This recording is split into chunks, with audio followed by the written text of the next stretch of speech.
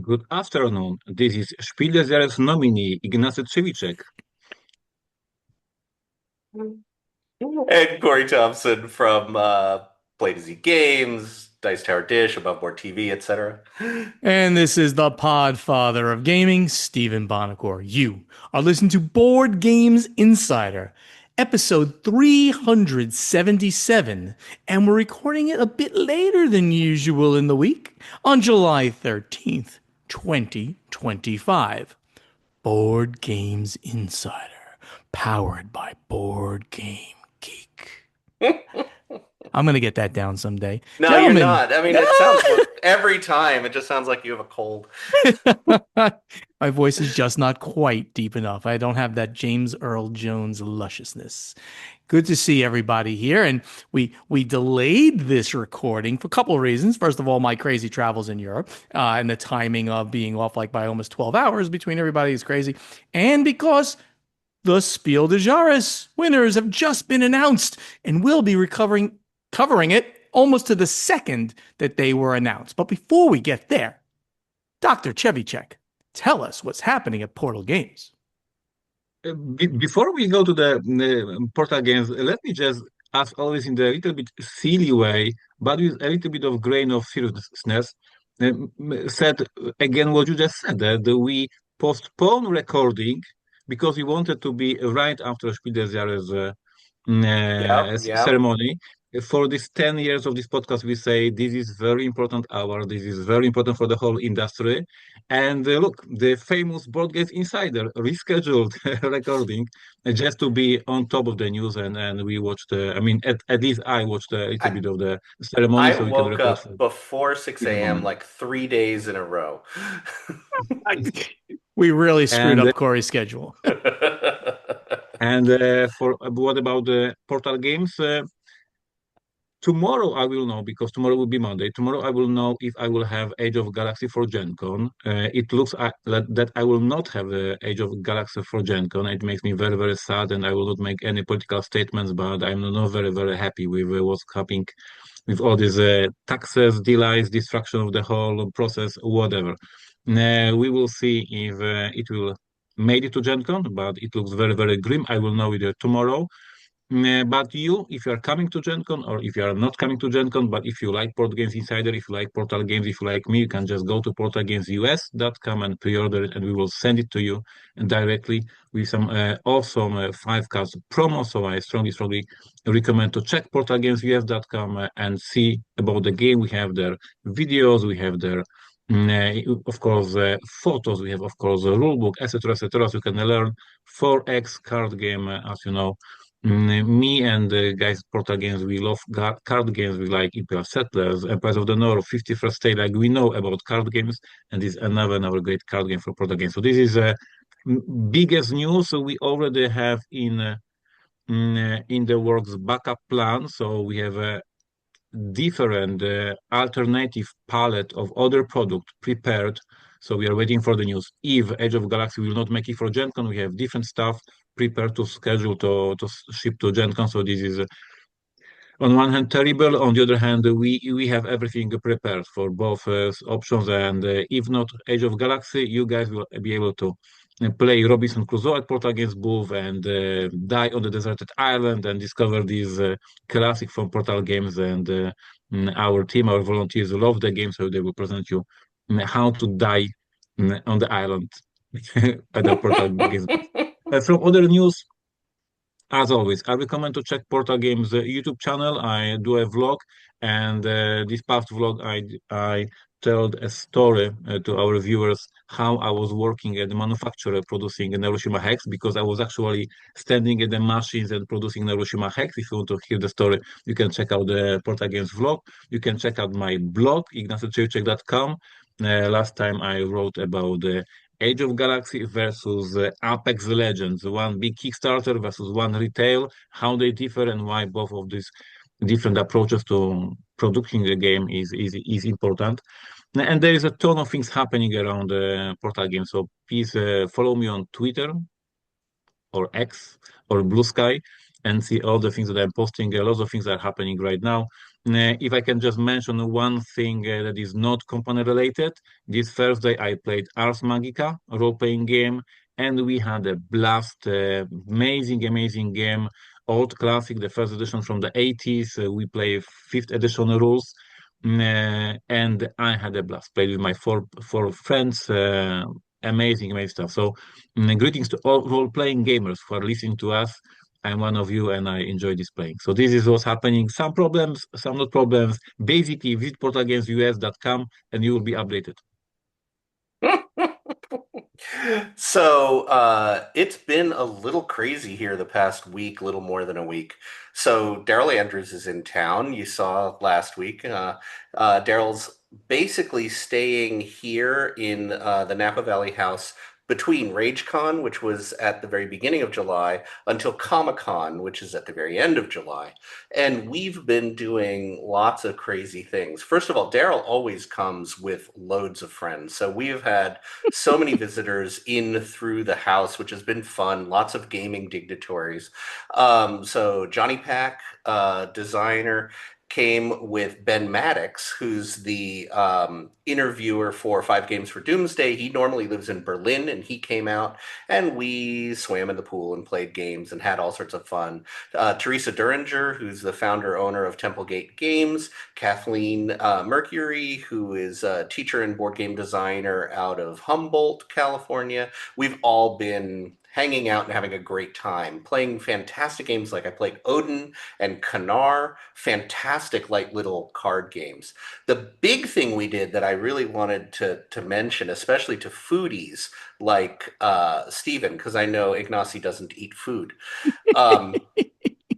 We went to cookies and tea, and I've seen you eat potatoes. Um, we went to a restaurant in Sacramento called The Kitchen. This is an open form restaurant. There is one seating a night. They let everybody in, then close the doors, and they say the entire place is at your disposal. If you want, you can get up and wander around anywhere you want. You can go into the fridge and eat the ingredients. You can pull out the cheese and the mushrooms and just taste them. You can go into the kitchen and cook, and they will show you how to cook the dishes. They'll let you plate. Oh, If you want recipes to anything, they'll just print them up and give them to you. oh, you If you kidding want me? seconds, thirds, fourths of anything, they'll just give them to you. They leave appetizers all around on tables and bars, and you just eat them. If you want to go in and run the dishwashers, they'll let you. Anything you want. The restaurant is at your complete disposal. They are a Michelin-starred restaurant. They've been running for 25 years. And we went, myself, Daryl, my wife, and my son, and Kathleen. We had an absolutely fantastic time. Ate ourselves silly and played. They had fresh peaches was their big thing because they were doing palomas and bellinis and things like this. And I just walked over to the bar, grabbed a peach, and ate it. And they're like, "Hey, do you want another one?" And So, it's just an amazing, weird restaurant. wait, so you invited Ben Maddox to show up from Berlin, Germany, yet Yeah. your good buddy and podcasting co-host Bonacor, the Podfather, you don't invite him to come out and experience this unbelievable place you just mentioned. We I went have to make this statement here. we went 3 to 4 days ago. Where were you? I Ir- believe you were in Ir- Ireland. Ireland, yes, I was. Would you have come from Ireland? Well, you got to Oh, schedule these things by the at way, better times.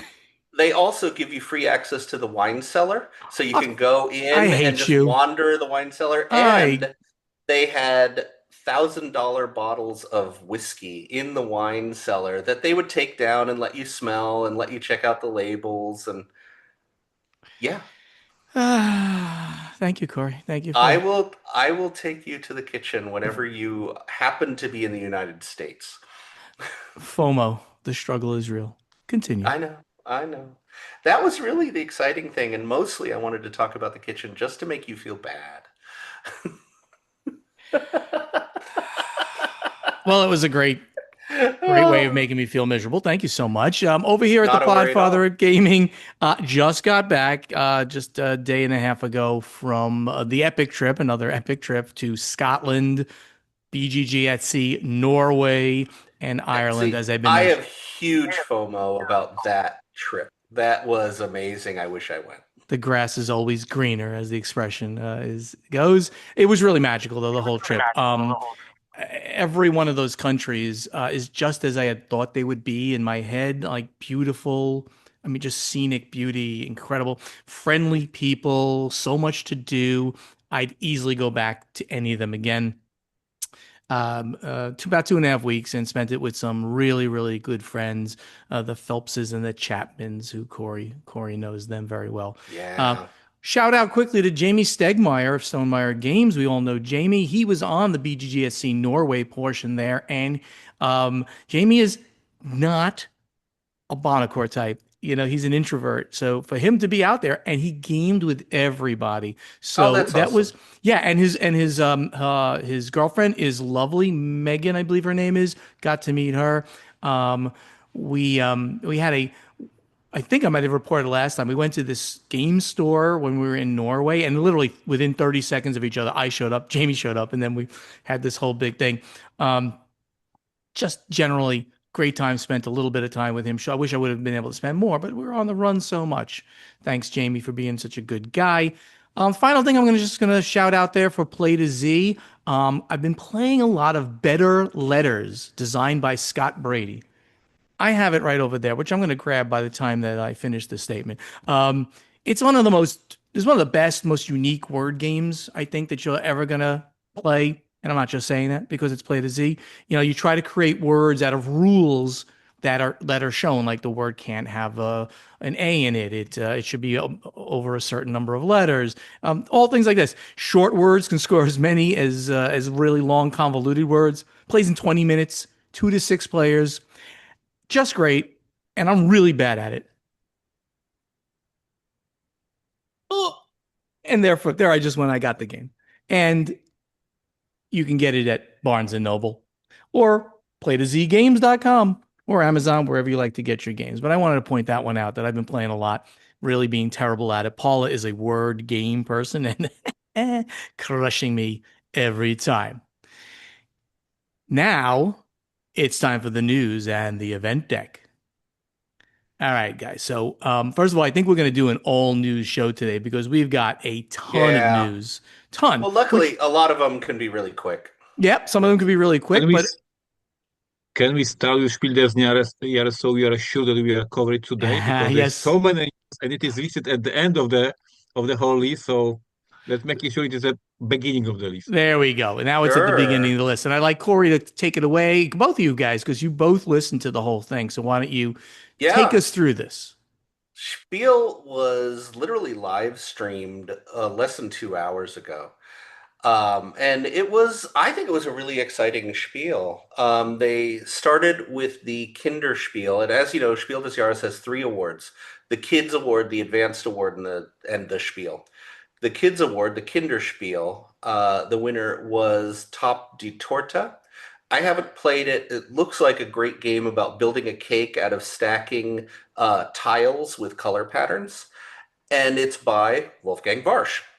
So Wolfgang has been nominated 4 times for Kinder, and this is his first win in Kinder, but certainly by no means his first win at the Spiel des Jahres. Yep. He's known for The Mind, Quacks of Quedlinburg, Ganz schön clever. His wavelength, his list of games are just miles long. So it's another one for his record, and he was great. He went up and gave a lovely little speech, and I know Wolfgang has some anxiety issues about public speaking and things like this, and he did absolutely amazing. So congratulations to Wolfgang. Major congratulations to Wolfgang Warsch. I mean, it's another, like you said, you implied, is another feather in his cap, as the expression goes. I mean, he has done unbelievable work in the relatively short period of time that he's been designing games, or at least outwardly designing games that we know about. Maybe under 10 years, let's call it 10 years since maybe The Mind came out. Probably around that, maybe not even when that really hit the Yeah. scene. Um, So he's on fire, and he's like the nicest guy too. So it's really great to see really nice people have Absolutely, such great success. absolutely.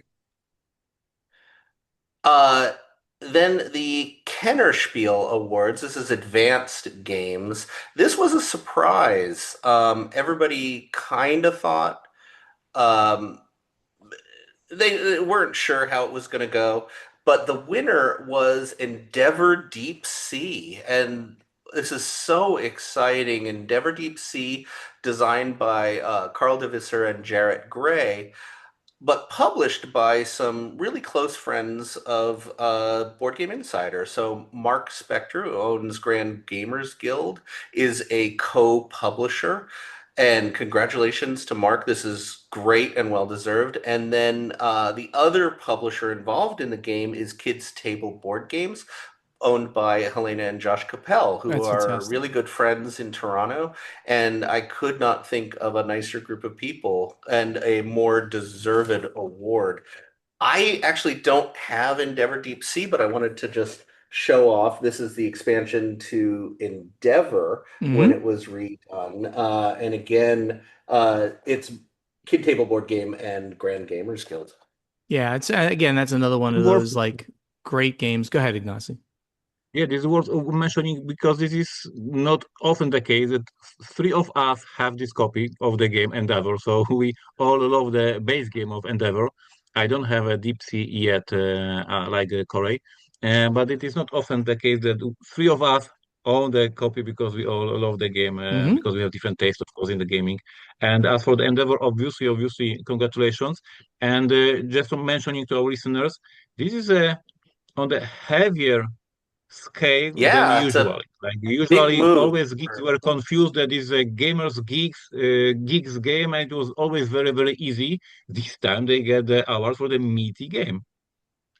It's fantastic. We were watching the live stream in the living room, myself and Daryl and Kathleen Mercury, and we had a friend of the program, Marion McBride, was on a live call with us watching at the same time, and all of us were screaming when Endeavor won.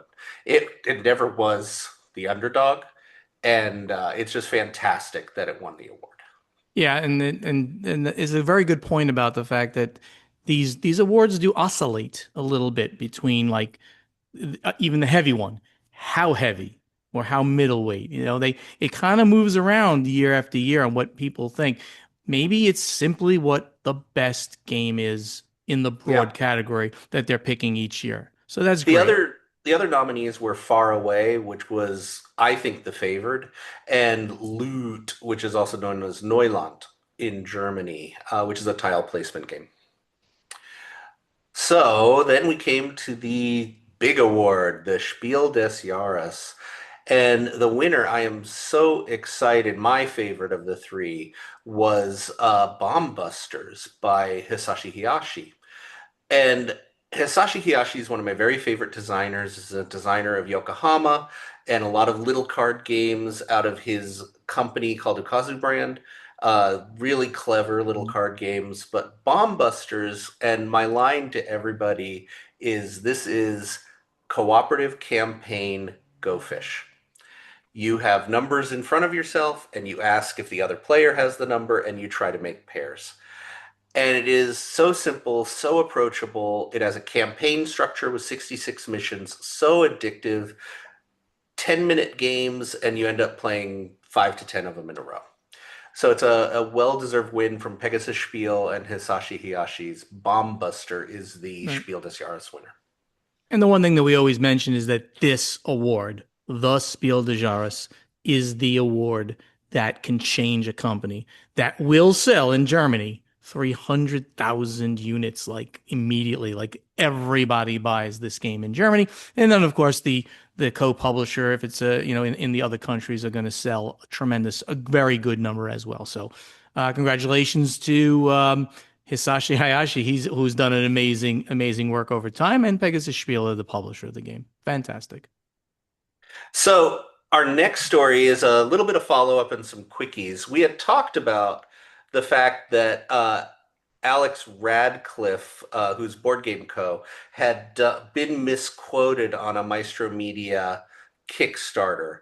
And there's just a couple more details about that. One, Maestro, to their credit, did change the quote pretty much the day after we reported on it. Cool. So good on, good that they changed that. Also, Alex has Yeah, commented. wait.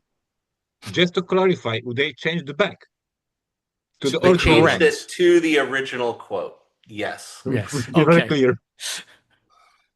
So, and Alex has said that he was specifically misquoted.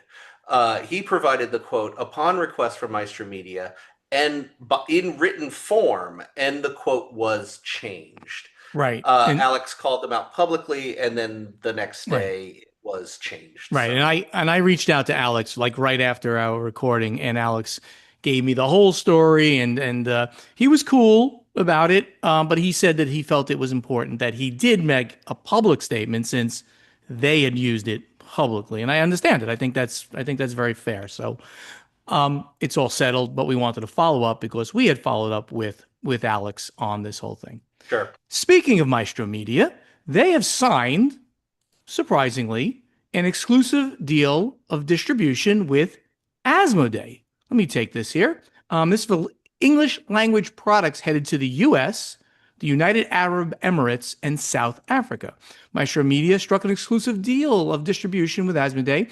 Asmodee will begin Maestro's exclusive distributor for all English language products in the US, UAE, and South Africa. Maestro Media's catalog boasts a number of popular titles, including the Binding of Isaac, Four Souls, The Smurfs, Hidden Village, and more. Recently, Maestro Media also launched a Kickstarter for the Clash of Clans board game.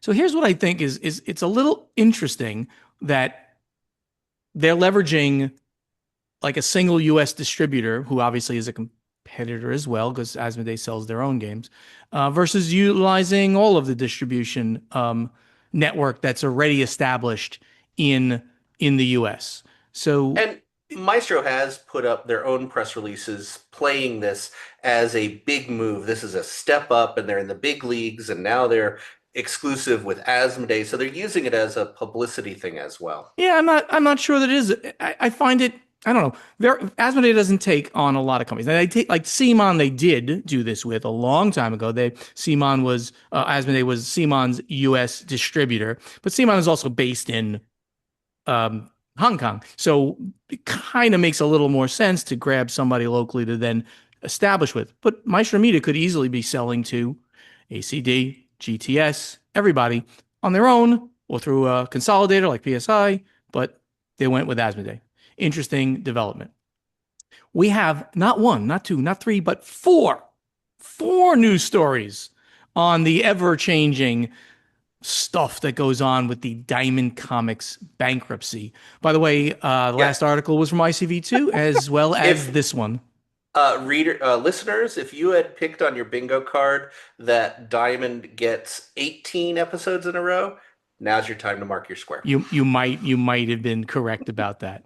So Dynamite asks for rush hearing on Diamond payments. ICV2 from Yeah. about a week and a half ago now. So Diamond Entertainment has filed a motion asking the court to order a rush hearing on its June motion to order Diamond Comics to pay past due post petition invoices. Diamond, a small So, company with less than yeah. 30 employees, does not have the funds to make payroll next week if it is not properly paid by the debtor, according to the motion. So, This is interesting because Dynamite is an IP holder. Their biggest IP is probably Thundercats. So this is not a small player. This is a big IP holder within the comic space. And they also play with that IP in the board gaming space. They sell and are open to communication about their various IPs. So this is it's looking like trouble for Dynamite because there's lots of people scrambling to get their money out of this whole debacle, and unfortunately, I'm not sure Dynamite is anywhere near the top of the list. no, they're I have, not. Go ahead, Ignasi. I have one small comment. Hmm. I'm adding to the show notes the fifth news about Diamond because I just not noticed that there was no one that I knew about it. So there's five news Oh, stories about Diamond. and it wasn't Steven who put it in, it was you. Wow. Actually, you're right, and I don't know. I saw I that. think Well, I put in the Dynamite one. no, we'll get to that fifth one, but and and that one is actually potentially the most significant one of all of these. So we Sure. had this one. Now we had the fact that Ad Populum, which is the acquirer of the One comic of them. There portion. was a weird cooperate, Everything is weird. partnership in the acquire, and Ad Populum took the comic side as opposed to the Alliance game distribution Right. side. So Ad Populum, which is owned by the parent, which is owned by the parent company of WizKids, right? So it's NECA. They're all NECA. part of this group, very big company. They bought the comics side of Diamond Comics, and as part of that acquisition, Diamond owned a collectible grading company called Collectible Grading Authority, and they have now sold this to another investor whose name is, I can't find it here. In the meantime, maybe I will notice to our listeners that all of you, our listeners who will sign up for our newsletter, will get a dedicated flow chart explaining everything, who's owned by whom and who Awesome. bought whom. Like we are working Uh, on this. It is very complex. they they sold CGA to a digital marketing agency principled by Andrew Aiello and Thomas Derby of Collectible Investment Brokerage. Yeah. So it's an investor group. So nobody that we know, but obviously, Ad Populum does not want to be in the grading business. They want to sell comics, so they got rid of this one quickly to help, pay for the debt that they have acquired due to the acquisition of Diamond Comics. Right. To to continue the mess that's going on here, we have Paizo noting Paizo, who is the publisher of Pathfinder and Starfinder, among others, noting that they're caught up in this mess, and they've announced that some of their upcoming Q3 releases will not be available at major bookstore or Amazon as a result of the Diamond Comic bankruptcy. Paizo has been caught in the wake of the Diamond Comic mess as they were partners with Diamond book distributors for book channel distribution, including Amazon of Pathfinder and Starfinder products, and no longer shipping their products to Diamond. With Paizo evaluating alternatives for book channel distribution and the slow pace of bankruptcy proceedings, August and September 2025 Paizo releases will not be available at Oh Amazon or the my book goodness. chains. And they gave a list. This is on ICV 2. They gave a list of the titles that are affected by this, and quite honestly, it looks like almost all of their titles. There is literally 20 to 30 titles, so no time to list them all now. Absolutely. Let's get to the one that Ignacy just put in before we get to the actual what I had is the Oh, fourth one. it's a huge one. This is actually really good. And, in the last episode, I want to point this out. In the last episode, I was starting to get, because there's always the he said, the she said, the this, and all of these kinds of things. But I was starting to go very negative on the way Diamond was looking as they were operating in this bankruptcy situation and how this was going and saying that, well, you know what, these guys don't look like particularly good players, and now we have more evidence in that regard. Why don't you take this one, Ignacy, and talk about what has happened with Green Ronin Publishing? Green Ronin Publishing is, I remember them from my times in role-playing games. So they are not precisely tabletop like board games publisher, but more like in role-playing games. And they are trying, as I understand the news, they are trying to sue Diamond because of Diamond, as we noted the last time. Diamond is selling product they still have and not paying the publishers for the product. Like they're getting this money for themselves. And Green Ronin said it's not going to happen, and they try to sue them. The right word here though is that they have Green Ronin product on consignment. And that's Yeah. a very important term when This is you're, like some of us are working with PSI, for instance, that PSI has the product in the warehouse and they are selling it months after months after months, presenting you how much they sold and paying you the money. And Diamond is doing that, but it's not paying. and and and they have requested their product back. So Green Ronin said, we would like our product back, which is completely legal to say because Green Ronin owns the product, right? At PSI, we own the product, right? The publisher owns the product there. Very often you make deals directly with a distributor. Like I might make a deal with ACD and say, would you like to floor my product right there? So it's always available for you to sell. Maybe a big Yep. selling product, right? Maybe in the day, Yep. Terraforming Mars was floored. So they would always have a few hundred copies right there so that they can do it before they reorder it from PSI. So that product is on consignment, meaning it is owned by the publisher. The publisher says, I want my product, I'm sending a truck. They would literally not allow, this is what is said here, they weren't allowing Green Ronin to come and pick up their own product and instead Yeah. are selling the product. This is called really ugly bad business practice. Well, and Diamond, what they're essentially doing is trying to gather as much money because they sold the company pennies on the dollar because of all the debacle, and Mm-hmm. they're trying to collect the money to pay off their the people they owe. And unfortunately, the list is has some really big players who want to be paid first. Mm-hmm. So they're selling Green Ronin products in order to pay other people. They're, taking from one to pay someone else, which is just ugly. So Green Ronin has said they can't survive through this and they are suing. So uh, what they've announced is a GoFundMe for legal fees. Essentially, right. They're trying to get legal fees because they're not going to be able to afford the legal defense against Diamond Comics. So this stuff doesn't end. But on the good news side, I guess we can say in this is that there was a very interesting interview. By the way, I like to cite where we're getting this information from. The Green Ronin publishing information came directly from greenronin.com. On the good news side, there was an interview on ICV2 with, excuse me, the CEO of Universal Distribution, which has acquired Alliance Distribution, right? And that's the one that is most Yeah. important to the board gamers out there, all of us. Please remember that now Alliance Distribution is owned by Universal Canada, but now they're going to be a player in the United States as well. And this was a very long interview, and I summarized it in a bunch of bullet points. First of all, the name of the CEO there is Angelo Exarchus, if I'm pronouncing his name right. Um, and this was all done in an interview question and answer format. They will likely rebrand Alliance to Universal, but that decision hasn't been finalized.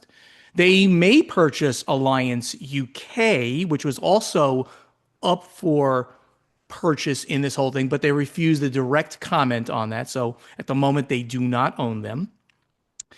They will be able to sell Marvel comics. This was a very interesting thing. Now, if you recall, Marvel pulled the license away from Diamond Comics due to the fact that this was all going on and they didn't like the way Diamond was operating. At least that's the way it came across.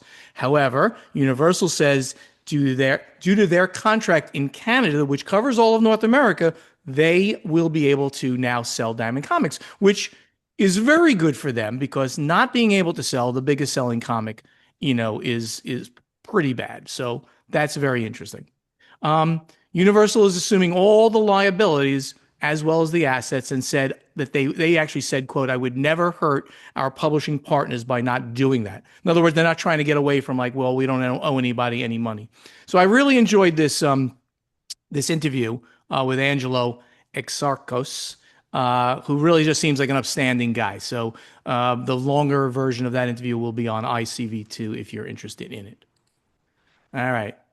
Mr. Thompson, Dr. Thompson, I should say, tell us about what's going on at ACD Distribution, which is obviously This the is competitor of interesting. Alliance.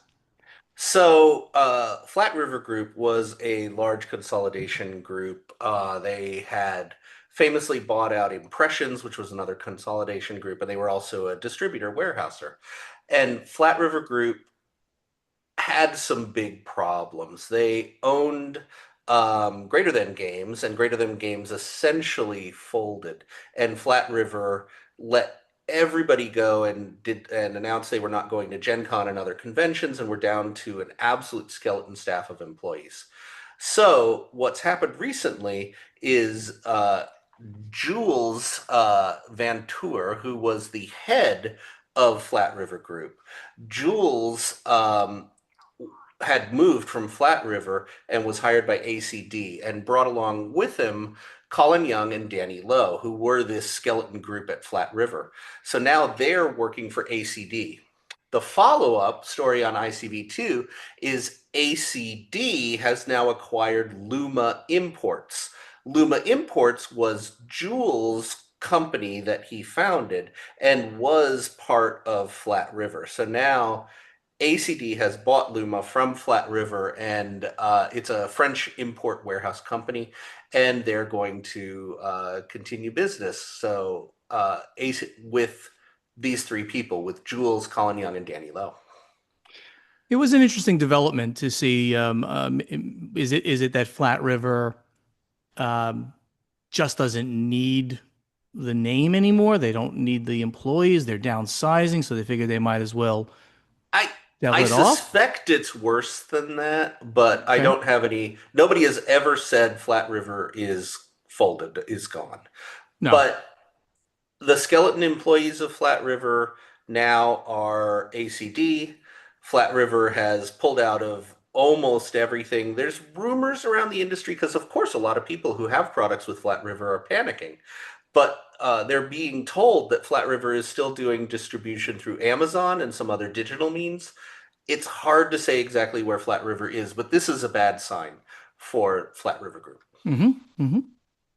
So another very large news in the industry, Tycoon has Oh acquired my God. Yeah. Gamelyn Games.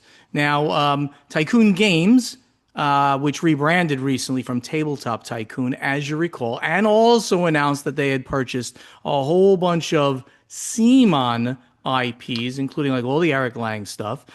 Yeah. They're now acquiring And Gamelyn. yeah. So the acquisition brings Gamelyn Games' Tiny Epic and Heroes of Land, Sea, and Airlines under the Tycoon Games banner. Gamelyn's latest project, Tiny Epic Dungeon Adventures, recently raised over $1 million on Kickstarter. Quote, these titles have captivated players and their innovative mechanics and immersive worlds, said Dan Yarrington, CEO of Tycoon Games. We are honored to welcome Tiny Epic and Heroes of Land, Sea, and Air into the Tycoon Games family. So Dan Yarrington specifically and Tycoon Games have been buying up IPs for a little while now. It started with Canvas, that IP they bought up, and then of course the ones that you mentioned. Dan Yarrington is a controversial figure within board games. There have been a lot of incidents, a lot of lawsuits. A lot of people have complained about Dan Yarrington. And as a side note, our friends at Board Game Wire did an interview with Dan Yarrington with all this movement that the company is now doing. And I highly recommend people read it. It it kind of gives an insight into Dan Yarrington. So I think it's a very interesting interview. Yeah, and I'm gonna pull even less punches than Corey on this. I'm being very polite. You're being really polite. And I didn't say much during the whole thing that he's acquiring the CMON stuff. Whatever. Okay, good, bad, whatever. Um, he has had a history of bad business practices. I mean, going back 10 plus years, bankrupting companies so they didn't have to fulfill things. And it's been terrible. He was interviewed. This is great. We don't have the link here, but he was interviewed on Board Game Wire, our good buddies over Board Yeah, yeah, Game yeah. Wire. And kudos to Mike at Board Game Wire because he did not pull any punches there at all. No, And he he asked went him, right in he, with, he "You are said, not liked in the board game industry." he's not liked. You've got this list of things you've done. How do you address those things? And Dan just basically came across the way Dan comes across, like, well, I'm misunderstood, and oh, my comments on those things were buried on Google. Buried on Google? Everything is in Google. So no matter what you've said in the past, it's still out there. And your comments then and now suck. So, and I have all kinds of stuff that Zev, my good buddy for 15 years plus in this industry, sued Dan, won the lawsuit, and it just goes on and on and on with the stuff that he's done. So I'm not going to be nice to him and this stuff. So sad to see that he has done so well being such a bad player. But He's that's my trying to position himself as another Asmodee acquirer and yeah. consolidator, He actually even buying a said lot of that. companies. He actually He even said, compared himself to Asmodee. we're a mini Asmodee. Really? Really? You're a $4 billion plus company? Yeah. Okay. All right. Well, I mean, Tycoon Games started out with Everdell, which was a very, very good seller. The designers of Sure. Everdell were very upset with the business practices and since left. But Everdell is still under Dan's control. Right. So that's their evergreen. That's their moneymaker. I love that Ignacy is going to play this very, very, very, professionally, and I appreciate that, Ignacy.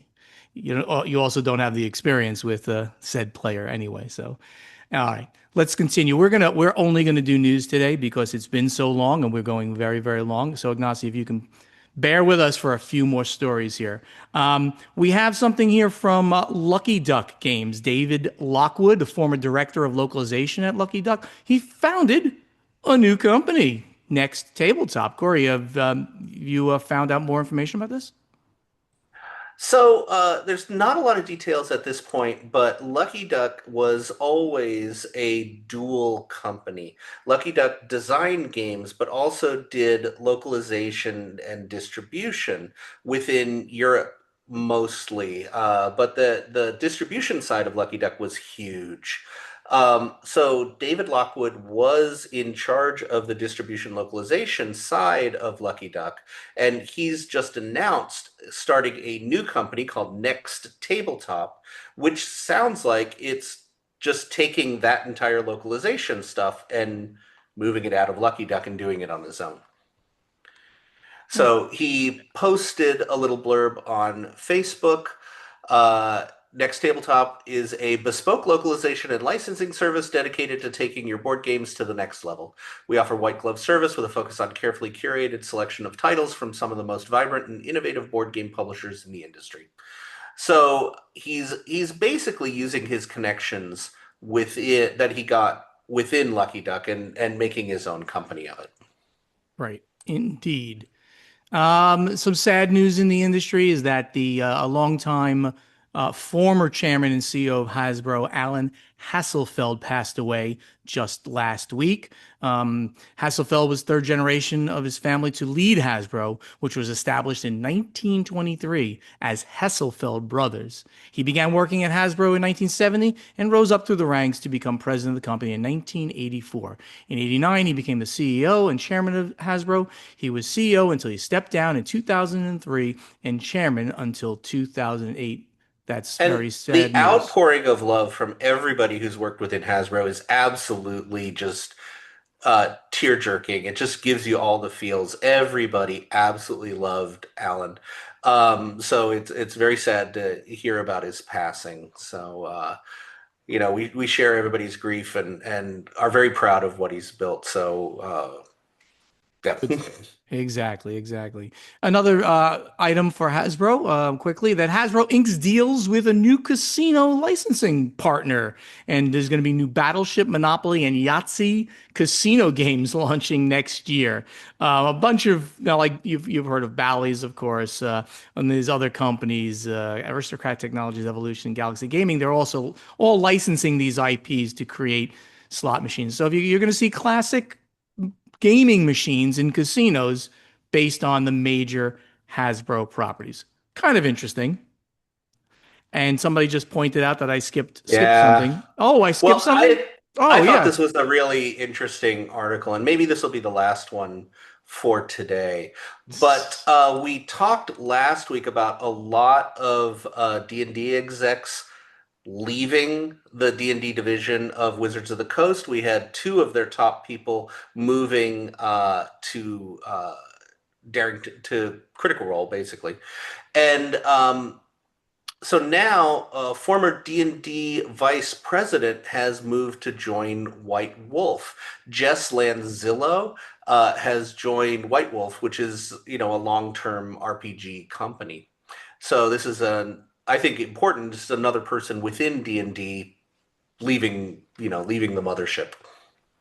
Yeah, they've had a lot of exodus recently, and it's interesting. We don't really know. We don't have the insight. Is it sort of a, hey, we're not going to have a position for you soon, so therefore they go leave? It's certainly not a direct layoff, but definitely it looks as though, from the outside, that WotC is shrinking personnel either through attrition or because they need to at their D&D portion. I mean, they're certainly doing well. There's no doubt that they're doing well, but with the last launch, it sounds like they're now going to remove some people that were part of the company. We have gone very long, of course, with news because this was a news-packed episode. So sadly, we're going to skip strategy and tactics, and we're going to skip playtesting, and we're going to go directly to the final scoring. Thank you all so much for listening, and help us spread the word about this podcast by telling your friends to download Board Games Insider wherever they like to get their podcasts, or watch Board Games Insider on the Podfather of Gaming YouTube channel. If you want to be part of this podcast, you can go to the Guild, sign up, ask us questions for strategy and tactics. We'll be back to that next week. Answer our question from playtesting. We'll be back to that next week. And just go there and enjoy and engage with us. And generally, on social media, engage with us. And that's the same handle on whatever one of those platforms you like: Facebook, X, Instagram, TikTok, Blue Sky, and YouTube. It's at Board Games Insider, at Portal Games US, Podfather Gaming, Dice Tower Dish, Play2Z Games, and Above Board TV. A special call out, of course, to the YouTube channels where we do most of our business, and that's Portal Games Studio, the Podfather of Gaming, and Above Board TV. We would really love to see you in person at an upcoming convention, which at this point is going to be Gen Con. So we hope to see you there. Board Games Insider was professionally edited by Jake Thompson, who's going to have to do very fast work to turn this one around for our Wednesday drop in just 3 days from now. Thank you, Jake, for the hard work and being part of this team. And that great voice you hear doing the intro, the outro, and the in-between segments is that of Ray Greenlee, my good buddy from New Jersey. He can be contacted to do voiceover work at raygreenleevoiceover.com. Is there any other little tidbits that y'all want to talk about before we call it a great episode again? Whew. I don't know. We had so much news and stuff. Yeah. I'm going to say the ancient Chinese curse at this point. May you live in interesting times. And we certainly do. I'm already there, man. I'm already there. And we do in the board gaming industry. We do in the world. We are in interesting times. All kinds of stuff going down. That reminds me that there was announcement yesterday about tariffs for Europe, 30%. We Yeah. will cover it next week, I guess. Well, yeah, we don't even know where. I mean, it's like, yes, another announcement. So will they change between now and August 1st? I think that's the new deadline. Maybe it's August 1st. We will definitely announce it when they go into effect. That goes without saying. I do want to throw out there to show how absolutely insane the world is. There is a company right now that is doing blockchain crypto mediated balsamic vinegar. What? And that's it. See you later, everybody. And I will tease for the next week, because we have no time today to prepare this because the big news, but we will cover it the next week. I will put it in the show notes after the recording. Games Oh. Workshop that we discussed many times on this podcast went after sellers of the products that were somehow Warhammer related, and there is like 200 people these online stores closed. There's a big mess in the miniature world. We will cover it in next week, so stay with us for the next episode. Really? I didn't hear about. Oh, I can't wait to hear about that. That's an interesting one. I will pass the note after the recording. Yeah. Wow. Do Put I in the need notes. to buy the US trademark to Space Marines or Warhammer or something? Stop, Corey. Stop. Stop. Goodbye, everybody. We'll see you next week. Take care. See you, everybody.